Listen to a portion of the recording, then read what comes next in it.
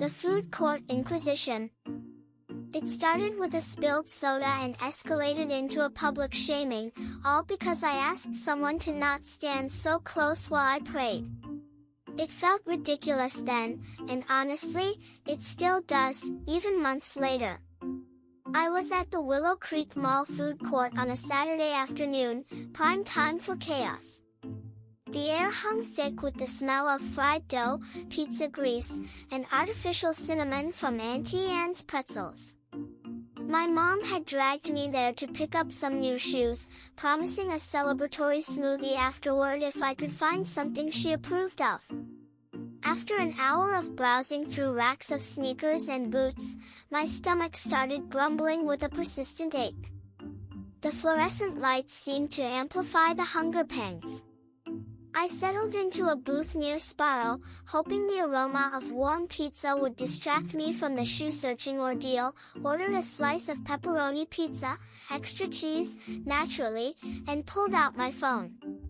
The vinyl seat was slightly sticky beneath me. I made a mental note to wipe it down later if I had time.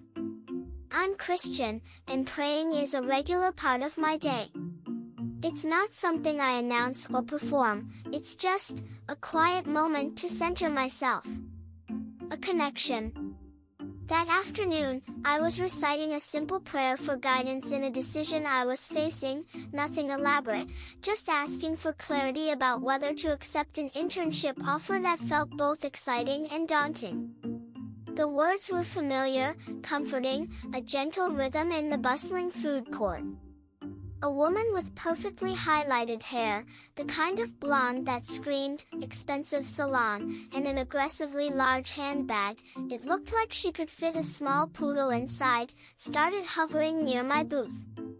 Not like glancing, but right next to me, practically breathing down my neck. I felt her presence immediately, a subtle pressure on my personal space. It was intensely uncomfortable, especially since I'm naturally introverted and easily overwhelmed by crowds. My heart rate picked up slightly. I took a deep breath, trying to ignore the unsettling proximity. Just focus on the prayer, I told myself. Don't let it bother you. But her nearness was distracting, making it hard to concentrate on the words forming in my mind. I politely cleared my throat. The sound felt amplified in the sudden quiet of my own head. "Excuse me," I said, trying to keep my voice even and non-confrontational. "Could you maybe give me a little space? I'm just saying a prayer." My cheeks flushed slightly. I hated drawing attention to myself.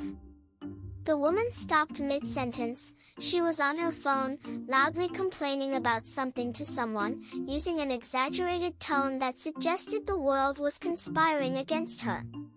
She turned to me with an expression of utter disbelief, her perfectly sculpted eyebrows arching high on her forehead.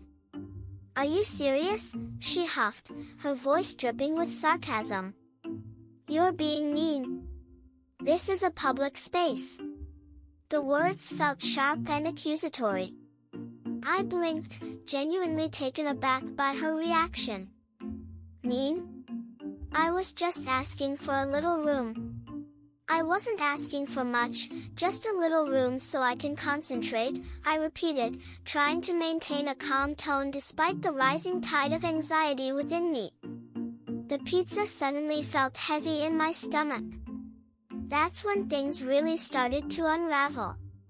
A man, presumably her husband, judging by the matching designer sunglasses and the smug look on his face, chimed in. He was built like a linebacker, all broad shoulders and a stern jawline. "What's wrong with respecting other people?" he boomed, loud enough for several nearby tables to hear. His voice echoed slightly in the food court's high ceilings. "She's just trying to live her life." He gestured vaguely around him as if the entire mall was a testament to his wife's freedom. A wave of heat rushed to my face. I wanted to shrink into myself, disappear beneath the sticky vinyl booth seat. This is ridiculous, I thought. I can't believe this is happening. Suddenly, I was surrounded. People. We're staring. Whispering. A teenage girl with bright pink hair rolled her eyes dramatically and muttered something to her friend about crazy people. An elderly woman clutching a paper cup of coffee gave me a pitying look. Even the Sbarro employee behind the counter paused in his pizza slicing, glancing over with an expression of mild curiosity.